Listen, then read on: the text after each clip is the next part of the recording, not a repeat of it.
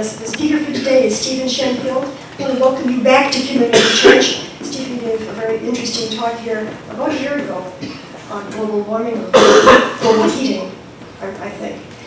I'm reading from the program here. Stephen is a freelance translator, researcher, and writer, and a former professor of international relations at Brown University.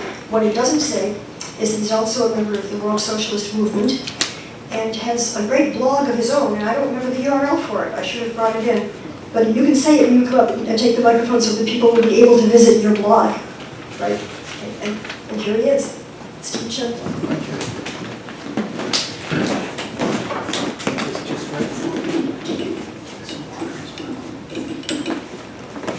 you. Hello. Is that okay? Yes. My blog, which isn't exactly a blog, but a website, is stephenshenfield.net. So there's lots of stuff there. Maybe some of it will interest you. But my topic today looks at two tendencies of recent years. Thank you. And the relationship between them. And one of them is globalization, which is a process that would theoretically lead to a single world market with no national or other barriers, in which capital moves about without any restriction, and national economies no longer have any meaning, but there's only a single global capitalist economy in which the typical economic form is the world business empire. So obviously that is not yet the situation, but there has been movement in that direction.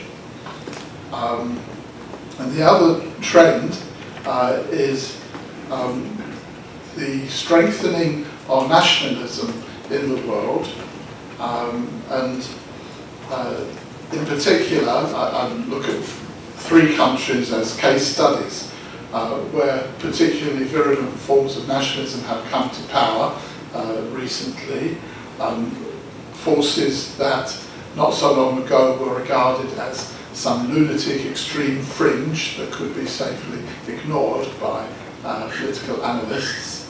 And these three countries are first of all Israel, where the most nationalist government ever has just been formed by Netanyahu in alliance with the Naftali Bennett's Jewish Home Party, which not long ago, as I say, was regarded as on the extreme fringe.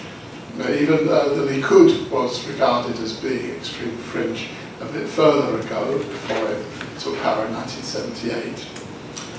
The second country where the similar event has taken place is India, where Narendra Modi won the election, is now the president representing the Bharatiya Janata Party, BJP, which is Hindu nationalist. You could say the ideology is called Hindutva, the Hindu way, combined with a very pro-business stance. And again, these people were regarded as being extreme fringe not that long ago, and are now clearly in power, very firmly in power, with the support of the whole of India's business community, as far as I can see. Third country, Ukraine, where a coup d'etat by an armed minority has brought to power nationalist forces that include people with a clearly fascist background, the so-called Banderites, which is named after Stepan Bandera, who was a Ukrainian nationalist who collaborated with the Nazis during the war, and the Svoboda Party and the right sector, both of Banderite origins, now have important positions in the government, and as well as armed gangs that go around terrorising all their opponents. So now let's now take these two trends together. Isn't it strange that both of these processes should have been taking place at the same time? It seems to go against common sense. In other words, if in the field of the economy there's been a move towards a global economy, but not of the kind that we like, but still some kind of global economy, and that presumably would foster some sort of global awareness, while in fact what has happened seems to be the opposite. And it also is a challenge to various theories of international relations and society. I mean, both liberal theories that extol the peace-making virtues of free trade and so forth, and also socialist theories that explain nationalism and international conflict in terms of the conflicting interests of national capitalist classes, which are conflicting over resources and various other things. I myself have written many articles explaining various conflicts in terms of these conflicting interests of the capitalists in different countries. But you can always find some sort of conflict of this kind. You know, if you want to explain something in a certain way, you can always find some evidence for it. But if we look at, looking at the first page of my handout, we can find very wealthy people whose interests are limited to a single country or even to a single city. In Hong Kong, there are a number of very wealthy people who seem to have all their capital invested in Hong Kong. And then there are others who have interests throughout a certain continent but not outside it. For example, we have Carlos Slim's business empire in Latin America. But then you have quite a lot of very wealthy people and families who have business empires that either expand 2 or 3 continents or even are even of global scope. And some of them, like the Mars family, the Mars chocolate bar. We have Lakshmi Mittal, the steel empire. This is an Indian tycoon who has taken over the steel industry in several European countries and has also invested in steel plants in the United States. Well, there's Walmart, the Walton family, the Tata Group in India, and a number of other world empires. Presumably, the interests of the capitalists who own these world empires are not associated with one geographical area rather than another. I mean, presumably, if they have no apparent reason for supporting one country against another if they're doing business in both in a similar fashion. Even those, some of the big capitalists whose interests are currently limited to a certain area, they may still have ambitions to build up the empire. These empires are built up step by step, starting with one country and then expanding to other countries and then getting into India, China and so on. Which doesn't exclude the possibility that there are some capitalists who have no such ambitions who may still be regarded as national capitalists. But on the whole, we can see is that it is a fairly globalized economy from that point of view. Now, the big capitalists, the multi-billionaires, have a lot of money, and they use it, perhaps not all of them, but many of them use it to influence society and politics. They back certain political forces, oppose others, and so on. We can see that a major player in Israeli politics is Sheldon Adelson, who is an American, actually, $31 billion empire based on casinos throughout the world. There's casinos in Macau, in Singapore, and all over the place. But he also owns a major Israeli daily newspaper, which uses to back the nationalist forces in Israel. And he is actually more important for Israeli politics than any of the Israeli capitalists, who are fairly small fry by comparison with the big American capitalists. But when you look at these Israeli capitalists, then you can find that all except, I looked at the top half dozen, and all of them except one have worldwide interests, and all of them except one back the the ultra-nationalist forces in Israel. And the curious thing is that the exception is the same in both cases.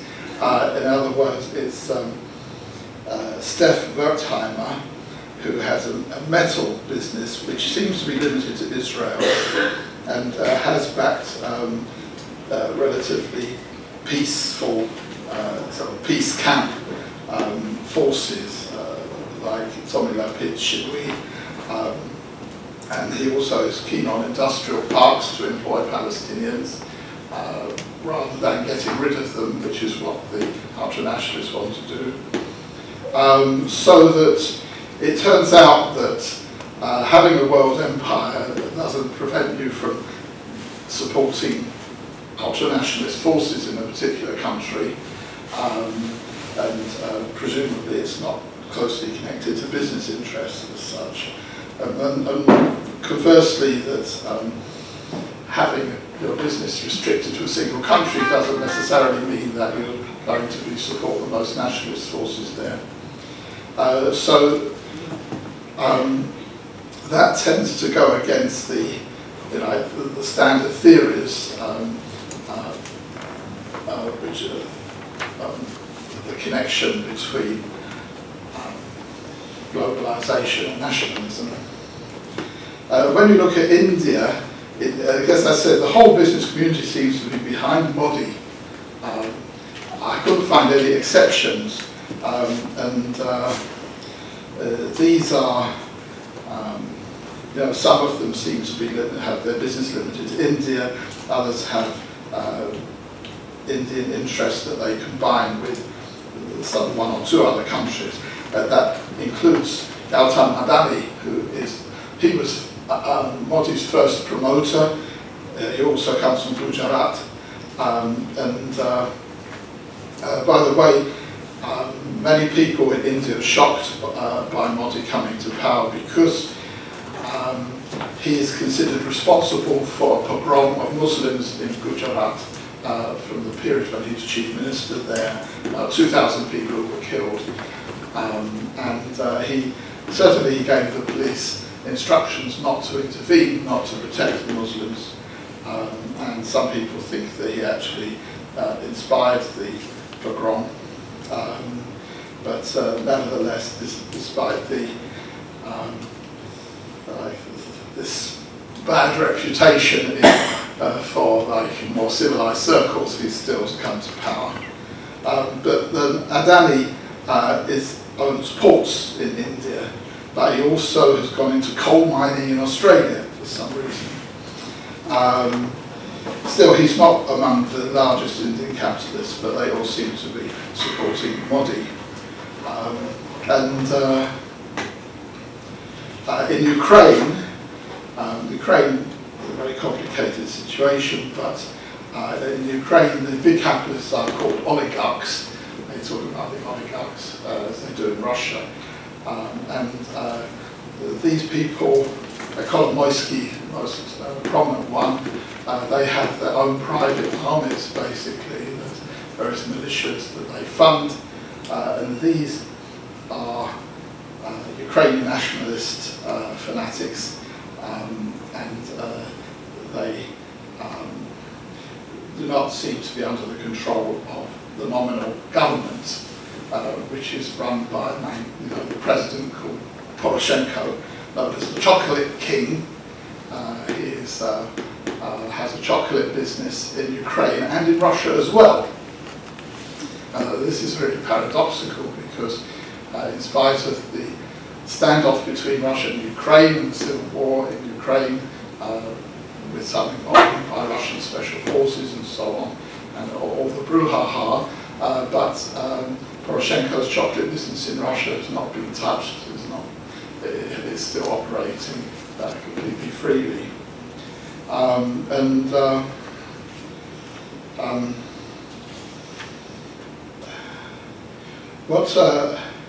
So how are we to explain this apparent paradox of globalizing trends in the economy and nationalism in politics? And of course we can say, well, globalization is incomplete, it still has a long way to go, but that doesn't help us very much because we've various counterexamples that I've given, and also because we're looking at the trends. In other words, whatever stage globalization may have reached, there's been a trend in that direction that has happened at the same time as the trend towards more virulent forms of nationalism. So I found that the very illuminating thing to do is to make a clear distinction between economic nationalism and the other forms, cultural, ethnic, religious nationalism, and find that you might expect that these would go together, but I found that isn't in fact so. Modi in India and Netanyahu in Israel and Poroshenko in Ukraine, none of them are acting to protect the economic interests of the national capitalist class. None of them are trying to keep out foreign capital, for instance. Some countries there are still attempts of that kind, in Russia for instance, but not in these countries. Of course, the whole uprising in Ukraine was under the slogan of integrating into Europe, that is, allowing Ukraine to become part of this huge European Union and allow its resources, land and other resources, to be bought up by foreign capitalists, which has been happening at a tremendous rate, which you wouldn't have thought the nationalists would welcome. But really the nationalists seem to be more concerned with stopping people from speaking Russian and having the right symbols and historical interpretations and all sorts of other things, but not the economic nitty-gritty.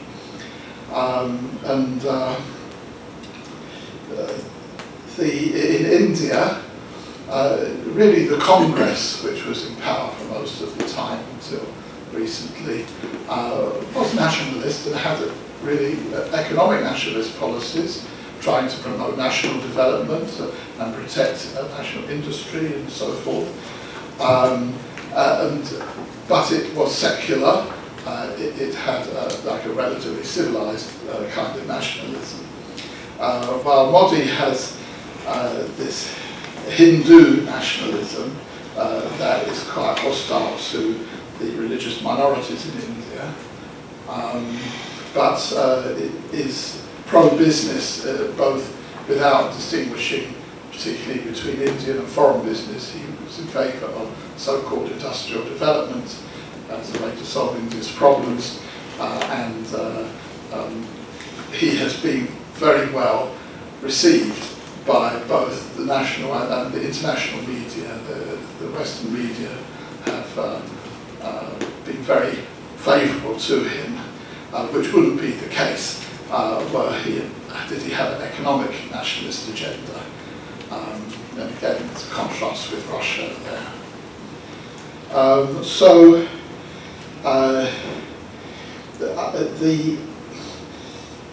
The combination, the winning combination at the moment seems to be globalized capitalist economics combined with cultural, ethnic, religious, but not economic nationalism.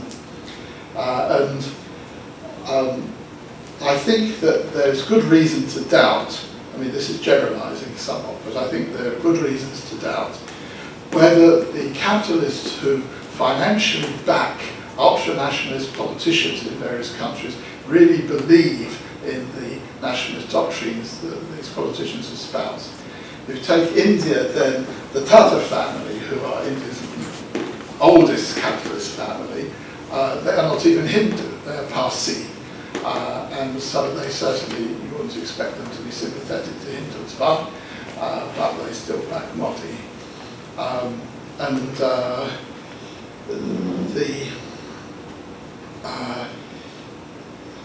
There's some other examples of, well, Lakshmi Mittal doesn't even live in India, the same may be true of the Ambani family, but they built this monstrosity. It's the most expensive private residence in the world, apparently, with God knows how many stories, costing $1 billion in Mumbai, but they don't even seem to be living there most of the time. And you have the customs in which big capitalists send their children to study abroad, they get alternative citizenship so that they can leave their country if they feel, if there's something that makes them want to move somewhere else. They don't seem to show any affection or, sort of attachment to their country of origin, in spite of backing politicians who talk about all these virtues. I think that, I would say, you can see in Ukraine that the nationalist gangs funded by the big capitalists are used to suppress protest. There have been a lot of protests in Ukraine recently against austerity measures, the halving of the old age pension, and also against conscription, because the war in the east of Ukraine is very unpopular. People don't want to go and fight, and there have been massive rebellions really against conscription.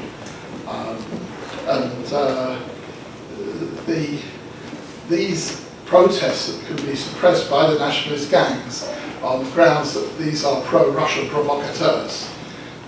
Now, if we suppose that the big capitalist-supported parties that were not nationalist, that only advocated their economic interests, then that wouldn't be particularly effective, because most of the people in the world do not have the same economic interests as the big capitalists. So that they need to have another a cover for that, to be able to suppress popular protest within another frame of reference. And nationalism provides that frame, that the protesters are not condemned for being against the big capitalists, but they're condemned for being unpatriotic. I mean, this is very familiar. This has been going on for many, many years, of course. But whereas in the past it was only one of the functions of nationalism, it seems to me that it is now the primary function of nationalism. In other words, that nationalism now exists mainly not to defend the special interests of the capitalist class in different countries, but as a tool to divide and rule the masses. And it's still very effective in that capacity. Okay. I should say that I'm not claiming that the big capitalists actually invent nationalism for this purpose. It's not at all they designed deliberately for this purpose, but that given the reality that people generally have all sorts of identities that mixed together, and given that reality, if you have a lot of money, you can either back political forces that will encourage some parts of some of those identities and discourage others. And I think that's what they do. They take the raw material that is to hand, which is different in detail in different parts of the world, depending on the religious and ethnic background and so on, and that they then, like I say, they encourage these identities because the alternative to those identities are other identities that would be directed against them.